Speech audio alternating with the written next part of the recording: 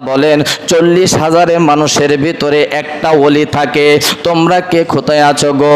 এই লোকটা মদ চালায় যে মদ পান করে বেহাল অবস্থা, এই লোকটার জীর্ণ শীর্ণ অবস্থা। কে কোথায় আছো? ওই 40,000 ভিতরে একটা লোক ছিল, তার নাম হলো হাসান বসরি। বলেন সুবহানাল্লাহ। হাসান বসরিকে বললেন, ওরে হাসান বসরি,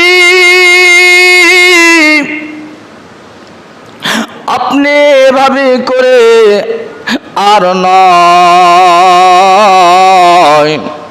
আপনি সজাগ হয়ে যান।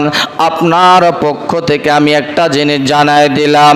দেখো রে, ওই লোকটা কোথায় গেছে রে? লোকটা, যেই লোকটা আমার একটা সাদা কাগজ বৃক্ষের উপরে লটকায় গুজায় রাখছে, ওই লোকটা দেখো কোন জায়গায় গেছে, কোন মহল্লায় গেছে, কোন স্থানে গেছে।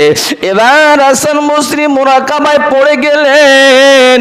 মুরাকাবায় যখন পড়ে যায়, মুরাকাবায় পড়ে যাওয়ার পর আমার রবকে বললেন, আল্লাহ, আমি তো বুঝলাম না, আমাকে ভেঙ্গে ভেঙ্গে বলে। আল্লাহ বললেন, ওরে হাসান বসরি,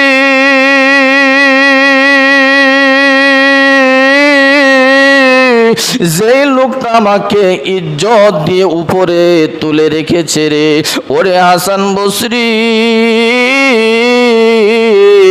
আমিও আল্লাহ তাআলা আমার পক্ষ থেকে বারবার আমার পক্ষ থেকে মেসেজ খালি জমিনে যেতেই থাকে।